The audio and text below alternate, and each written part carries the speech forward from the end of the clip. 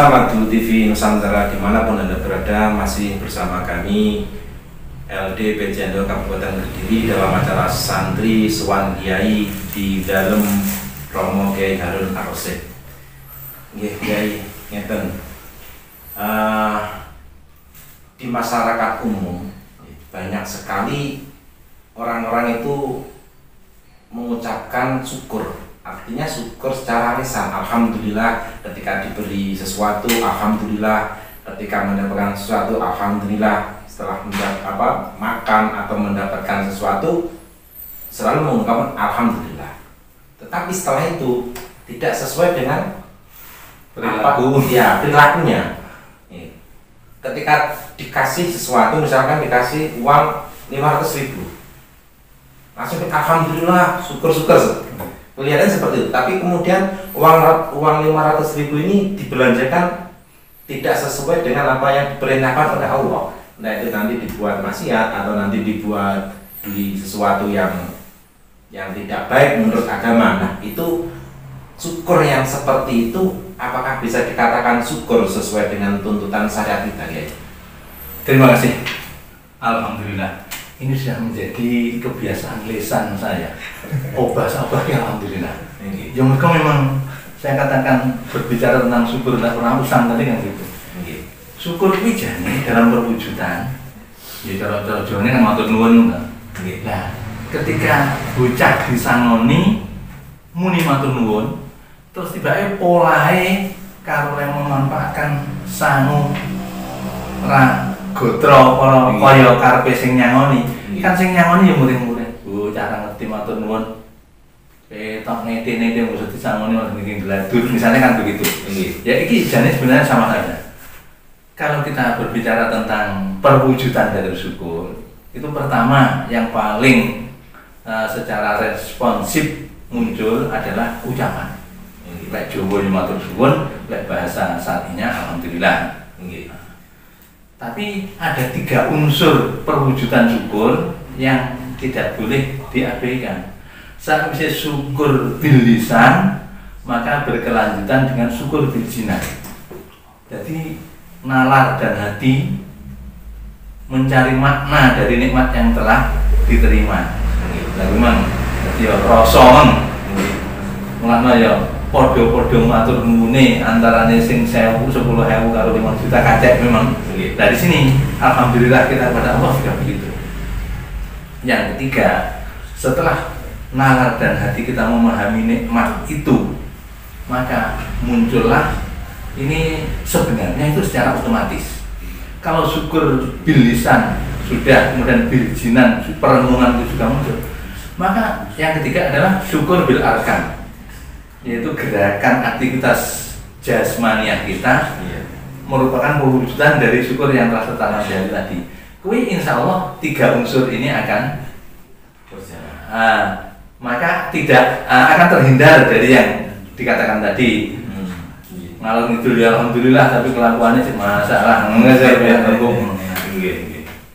Nah, kemudian merenungi syukur itu akhirnya kalau memang butuh ilmu, jadi butuh pemahaman dulu.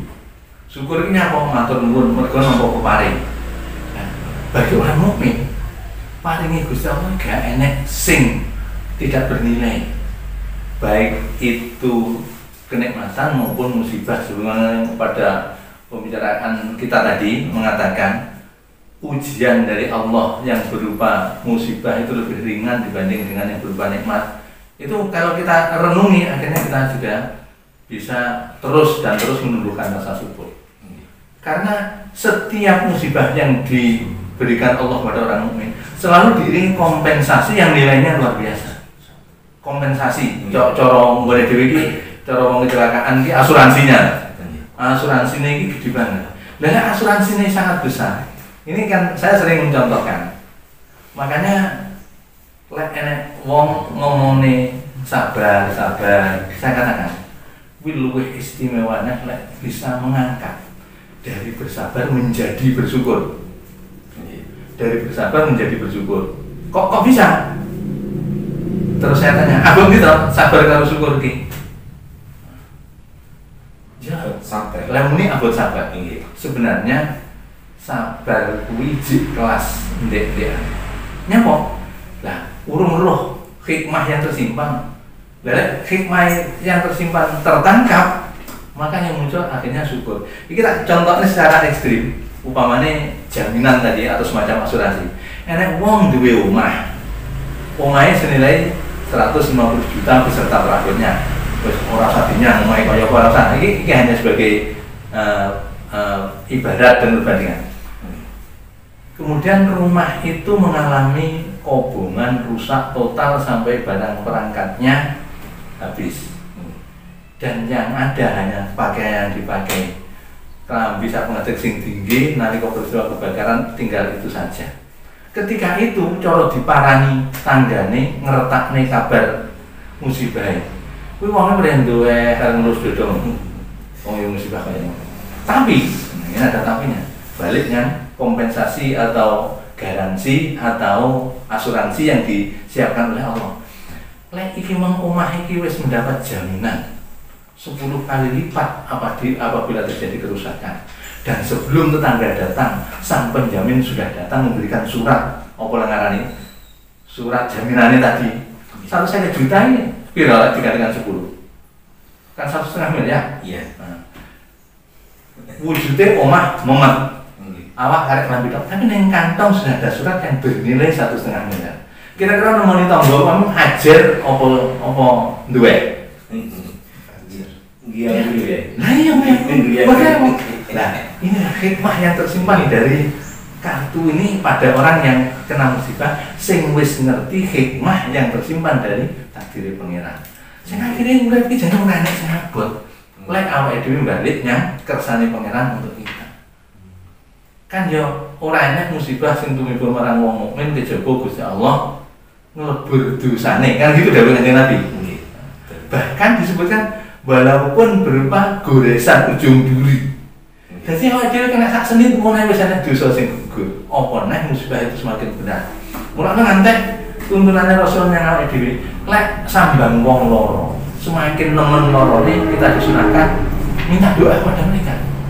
Kepada sing disambangi. Lho kok ngono? Lah dhewe iki wis resik dosane. Dadi wis luwih cedhek karo Gusti Allah. Nah, begitulah gambaran tentang syukur. Nah, dan ini harus selalu kita bangun. Jadi orang sekedar lambene muni alhamdulillah, tapi hati menilai seberapa yang kita syukuri itu tadi sehingga terus menumbuhkan perilaku. Syukur bil lisan, syukur bil jinan, terus syukur bil arkan aktivitas hidup. Jadi ketiga itu harus bisa sinergi manunggal, harus bisa tiga unsur yang harus menjadi satu dalam. Ketika misalkan seseorang itu cuma syukur bil arkan, itu bagaimana ya? Misalkan mungkin karakter orangnya atau bagaimana, dia nggak terlalu banyak omong ketika dapat apa, cuma diem saja, tapi di perilakunya dia selalu mensyukuri apa yang dia terima, misalkan dengan sedekah atau dengan apa, lebih mengutamakan orang lain daripada dirinya sendiri. Tetapi mulutnya tidak pernah ketika dikasih cuma diam saja, nggak pernah mengatakan alhamdulillah atau bagaimana, cuma diam saja. Itu termasuk bisa dikatakan termasuk syukur menurut cara kita. Nah, karena syukur itu lebih bersifat peranan hati, maka tidak ada tata cara yang khusus untuk bagaimana ketika kita mendapat nikmat. Maka ketika syukur bil arkan, aktivitas hidup yang merupakan pengejauhan dari rasa syukur tadi, maka itu sudah cukup. Berarti tengarsane pangeran sing preksa atine menungso, bisa diartikan syukur yang paling tinggi itu syukur yang di dalam hati, yang terlahir dengan tindakan. Walaupun mulut itu tidak pernah mengucapkan alhamdulillah ataupun terima kasih, tetapi karena hatinya selalu sambung kepada Allah dan sesuatu yang dia miliki dia tasarrufkan sesuai dengan apa yang diperintahkan Allah, itu bisa diartikan syukur. Begitulah. Lek syukur sing harus terucap itu kan hanya ketika dalam sebuah komunikasi. Tadi saya katakan menjadi rukun khotbah dan menjadi sebenarnya rukun pembicaraan. Dalam bentuk apapun kalau kita berbicara, maka alhamdulillah menjadi unsur utama yang terucap. Nah, begitu.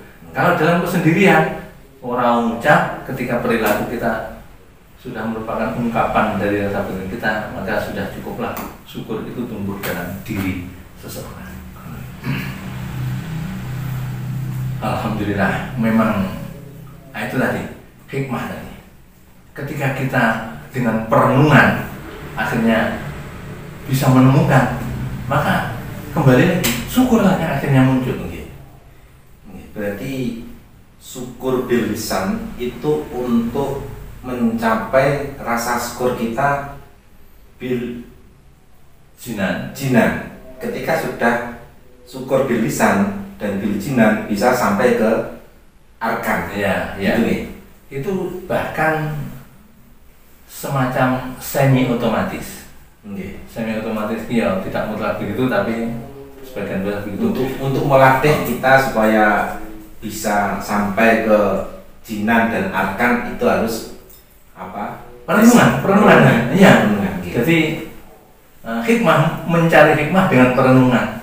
Apa ya? Biasanya kan ya udah, lek enek kancane sing dikon musibah wis sing sabar, kabeh enek hikmahe. Lah muni ngono.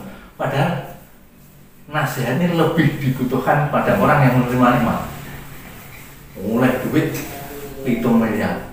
Kuwi kudune dulur-dulur sing ngomong terus sabar. Iki enek hikmahe, muga-muga sampean bisa nemokne hikmahe.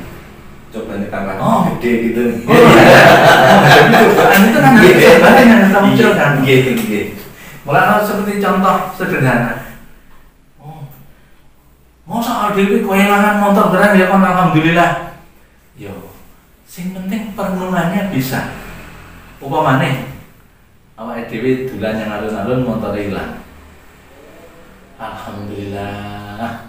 Ya mergo motor kuwi aku lagi tak sore malah nudur motor kuwi ilang aku malah balik jagongan karo kanca-kancane nang masjid aku serang keluduran nek. Nah, kan akhirnya kan cepat menemukan hikmah. Alhamdulillah. Alhamdulillah. Dan itu bisa ditemukan dengan lewat tafakur. Ya. Kalau nggak lewat tafakur mungkin bukan syukur yang diusahakan tapi malah kata-kata kotor. Musuh barang. Alhamdulillah. Baik, pemirsa Madu TV Nusantara di mana-mana berada, jangan kemana-mana. Kita masih akan tetap asik mengobrol dengan Romo Kiai Haruna Rosyid. Tetap bersama kami di acara Sowan Santri Sowan Kiai, jangan kemana-mana.